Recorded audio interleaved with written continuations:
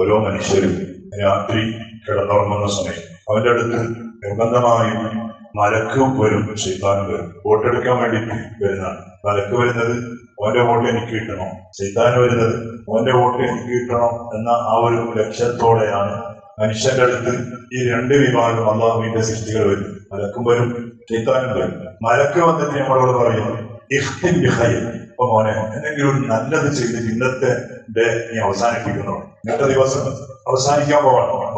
ഉറങ്ങലോട് കൂടി ഈ ദിവസം അവസാനിക്കും. പിന്നെ നാളെ എണീക്കുമ്പോ പുതിയ ദിവസമാണ്.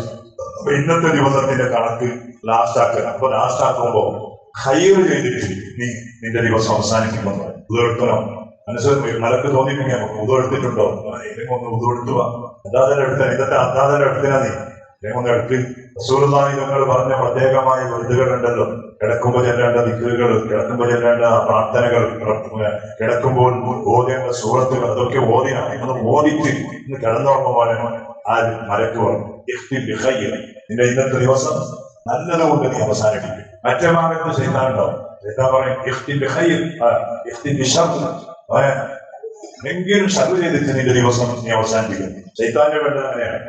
ഞങ്ങൾ എങ്ങനെ തെറ്റിപ്പോകുന്നുണ്ടോ ശൈത്താൻ അത്ര സന്തോഷം. ശൈത്താൻ അത്ര സന്തോഷം. കുറെ മുമ്പ്, ഏകദേശം ഒരു 18 കൊല്ലം മുമ്പ് നമ്മ ഈ ഫീൽഡിൽ തിരുമത്തിൽ ഇറങ്ങിയ ആദ്യ സമയം. അപ്പൊ ഫസ്റ്റ് ഭയങ്കര സ്ട്രോങ് ആയി. പിന്നെ കുറെ നാടിന്റെ അനുഭവങ്ങളും പല മനുഷ്യന്മാരെ പരിചയപ്പെട്ടിട്ടാകുമ്പോ സ്ട്രോങ് ആക്കിയിട്ടൊന്നും കാര്യമില്ല, ഇങ്ങനെ നോർമലായി പോട്ടെ എന്ന് പറഞ്ഞിങ്ങനെ പറയേണ്ടത് പറയും. ഫസ്റ്റ് അങ്ങനെയല്ല. ഞാൻ ഇന്ന് ആദ്യം കുറച്ച് സമയം നമ്മുടെ വെള്ളിക്കൂത്ത്, അനിങ്ങാട് പറഞ്ഞു വെള്ളിക്കൂത്ത്, അവിടെ കുറച്ച് സമയം ഉണ്ടായിരുന്നു. നല്ല നാടായിരുന്നു. അച്ഛൻ സമയം എന്ന് പറഞ്ഞാൽ നമ്മളെ ഈ സ്ട്രോങ് കൊണ്ടാണ് നിൽക്കാൻ പറ്റും. ഒരു ദിവസം ഞാൻ മകന് മിസ്കെത്തിയിട്ട് പുറത്തിറങ്ങും കൊണ്ട് ചെറുപ്പക്കാരൻ ഇപ്പോൾ പണിക്ക് പറഞ്ഞത് ഇടക്കിടക്ക് കാണും. ആങ്കർ ഇങ്ങനെ ഒരു കൈകട്ടെ അപ്പൊ ഈ പാകിസ്ഥാനിന്റെ എന്നെ നിസ്കരിച്ച് മകന് മിസ്കെത്തി പുറത്തിറങ്ങുമ്പോ പുറത്തത്തെ പള്ളിയിലാണ്. ഞാൻ ഓന്റെ ബാക്ക് കോളർ പൊട്ടി നിസ്കാരത്തിലാണ് പോകുന്നത്. കോളർ പിടിച്ച് ബാക്ക് വലിച്ചൊരു പള്ളിയെ പറഞ്ഞു. അവിടെ പത്തനെ എത്തിയിട്ടുണ്ട്. അഹ്ലുസുന്നത്ത് വൽ ജമാഅത്തിന്റെ ആശയത്തിലുള്ള പള്ളിയാണ് എത്തിയിട്ടുണ്ട്. അപ്പൊ അങ്ങനത്തെ ഒരു സമയമായിരുന്നു. അങ്ങനെ ഇതോടുകൂടിയിട്ട് നാടിന്റെ പോരായ്മ മാറി. പിന്നെ മെമ്പർമാർ കൂടാൻ തുടങ്ങി ഭയങ്കരം. അപ്പോ അവിടെയുള്ള ഒരു ഇച്ഛനോട് പറഞ്ഞു, നല്ലതിന് എപ്പോഴും ആളുകൾ കുറവായിരിക്കും, ചീത്ത ചെയ്യുമ്പോ ഇനി ഇഷ്ടംപോലെ മെമ്പർമാർ കിട്ടും. ഇതിനാണ് അതിനൊരു എക്സാമ്പിൾ ആയിട്ട് പറഞ്ഞത്. ഉസ്താദ് ഇങ്ങനെ കാണുന്നില്ലേ, അയ്യപ്പ വേഷധാരികൾ, മാലയിട്ട ആളുകൾ, അവര് മാലയിടുന്ന സമയപ്പോഴാണ് പറഞ്ഞത്. മാല സാധാരണ മുഖരവ നല്ല ആ തണുപ്പിന്റെ സമയം, ഡിസംബർ ജനുവരി അല്ലെ, ആ തണുപ്പിന്റെ സമയത്ത് എത്ര മണിക്കനുസരിച്ച് അവർ കുളിക്കുന്ന സ്ഥലമായിരിക്കും.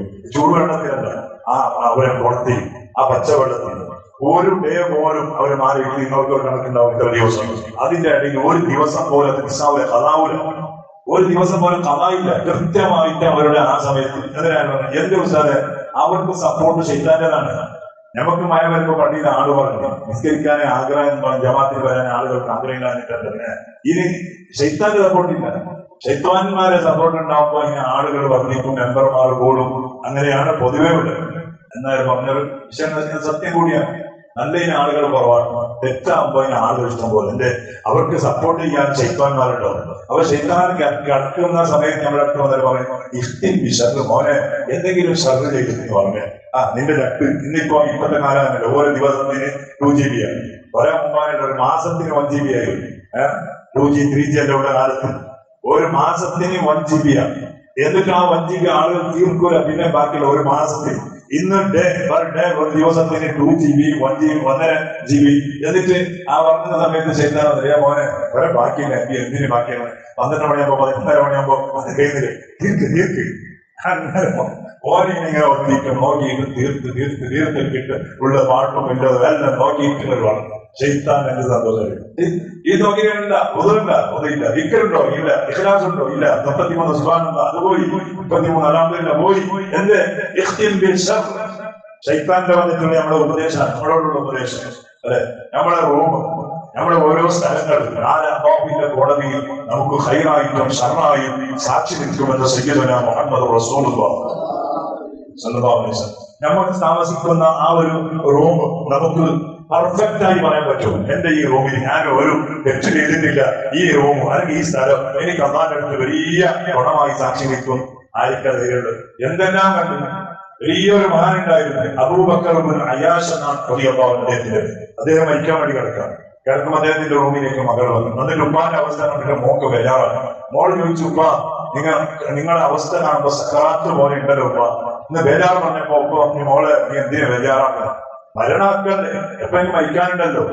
മോള് ഞാൻ 25 കൊല്ലായി എന്റെ ഈ മൊഴിയുടെ ഉള്ളിൽ താമസിക്കുന്ന. അയാൾ പറയാം, 25 കൊല്ലായി ഈ മൊഴിയുടെ ഉള്ളിൽ ഞാൻ താമസിക്കുന്നത്. ഞാൻ അറിഞ്ഞിട്ട് ഇന്നുവരെ ഈ ഒരു മൊഴിയുടെ അകത്ത് ഒരു കറാഹത്ത് ചെയ്തത് പോലും ഞാൻ ഓർക്കുന്നില്ല.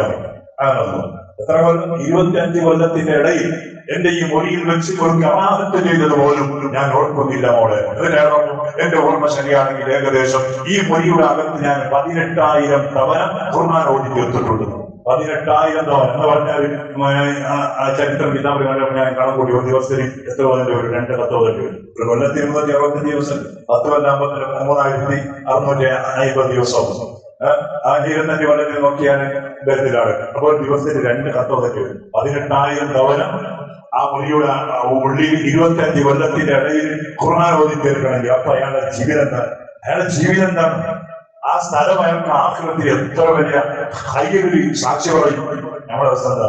നമുക്ക് ഒരു സ്ഥലത്തിൽ 10 മിനിറ്റ് ഇരുന്നിട്ടുണ്ടെങ്കിലോ നമുക്ക് 10 ആറാമുണ്ടാവും.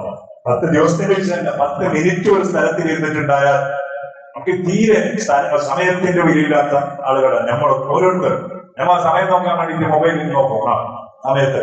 എന്നിട്ട് ആ മൊബൈൽ എടുത്തതിന് ശേഷം പിന്നെ സമയം പോകുന്ന സമയം നോക്കാൻ വേണ്ടി നമ്മൾ മൊബൈൽ എടുത്ത് എത്രയായി സമയം നോക്കിട്ടാകുമ്പോ പിന്നെ അതിനപ്പുറം ഉണ്ടാവും. വാട്സാപ്പിൽ 20 മെസ്സേജ് വന്നിട്ട് ഒന്ന് നോക്കാം. അതിനെ തോന്നുന്നു. അത് നോക്കുമ്പോ അതിന് ലിങ്കിന്റെ ഇതാണ്, യൂട്യൂബ് ലിങ്കാണ്. അതിന് അത് വന്നു. പിന്നെ അതിന് താഴെ വരെ കാണുന്നുണ്ട്. നോക്കി സമയത്തിന് പോയി, ആയുസ് പോയി, എല്ലാം പോയി. ഇതാണ് നമ്മുടെ ജീവിതം.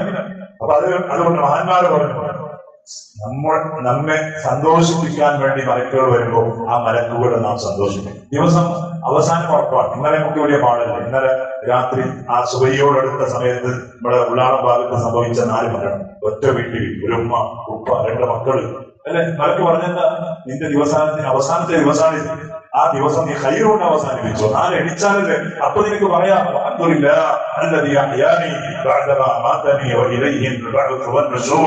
എണിച്ചതിന് ശേഷം പറയാം, ഇപ്പോ നീ ഉറങ്ങാൻ പോകുന്ന അവസാനത്തെ ഉറക്കുക. ചിലപ്പോ ഇതന്നെ പോയാൽ അൽഹംദുലില്ലാഹ്, നീ ഖൈർ ചെയ്തു പോയവരാണെങ്കിൽ സന്തോഷിക്കാം. ശർറ് ചെയ്തു പോയവരാണോ എന്നാ നിനക്ക് ദുഃഖിക്കാം. അല്ലാഹു നമുക്ക് ഈമാൻ നൽകട്ടെ. അല്ലാഹു നമുക്ക് ഈമാൻ നൽകട്ടെ. പടച്ചോനെ, നമ്മുടെ ദിവസം എപ്പോ അവസാനിക്കും എന്നറിയില്ല.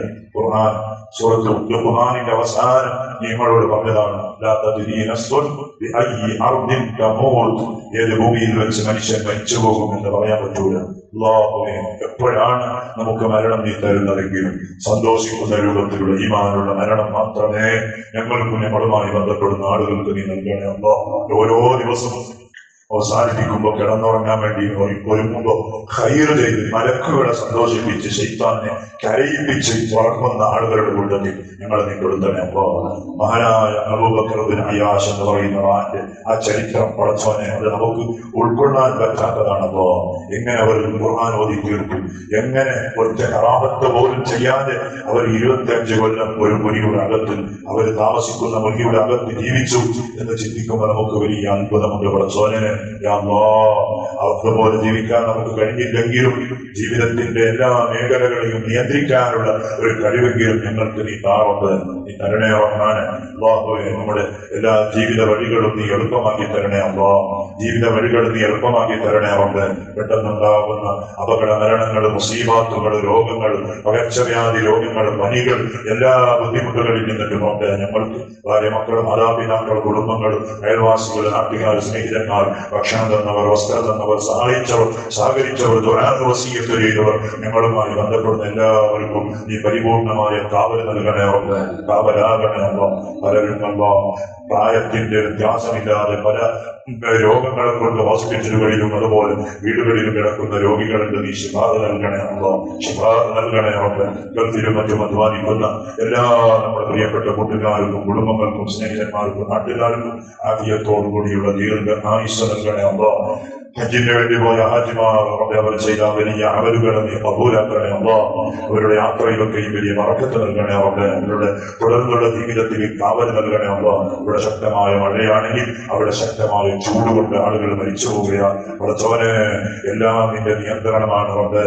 അല്ലാഹുവേ, റബ്ബ് നീയാണ്, ഖാലിഖ് നീയാണ്, റാസിഖ് നീയാണ്. നീ സലാമത്ത് നൽകണേ അല്ലാഹ്. മരിച്ചുപോയ നമ്മുടെ എല്ലാ കുടുംബങ്ങളും പ്രത്യേകിച്ച് കഴിഞ്ഞ ആ ദിവസം അപകടത്തിൽപ്പെട്ട് മരിച്ചുപോയ ആ 2 ചെറിയ മക്കൾ പടച്ചോനെ, കോളേജിലും സ്കൂളിലും പഠിക്കുന്ന മക്കൾ, ഒരുപാട് സ്വപ്നങ്ങൾ കണ്ട മക്കൾ പടച്ചോനെ, നിന്റെ വിധിയാണ് അല്ലാഹ്. ആ മക്കൾക്കും ആ ഉമ്മാക്കും ഉപ്പാക്കും അതുപോലെ നിന്ന് മരിച്ചുപോയ എല്ലാവർക്കും ശുഹദാക്കളുടെ ദർജ നൽകണേ അല്ലാഹ്. ശുഹദാഇന്റെ ദർജ നൽകണേ അല്ലാഹ്. ബിഹഖി സയ്യിദിനാ മുഹമ്മദ് സ്വല്ലല്ലാഹു അലൈഹി വസല്ലം. ഹസ്ബുനല്ലാഹു വനിഅമൽ വകീൽ. نعم المولى ونعم النصير. حسبنا الله ونعم الوكيل. نعم المولى ونعم النصير. حسبنا الله ونعم الوكيل. نعم المولى ونعم النصير. صلى الله على محمد صلى الله عليه وسلم. صلى الله على محمد صلى الله عليه وسلم.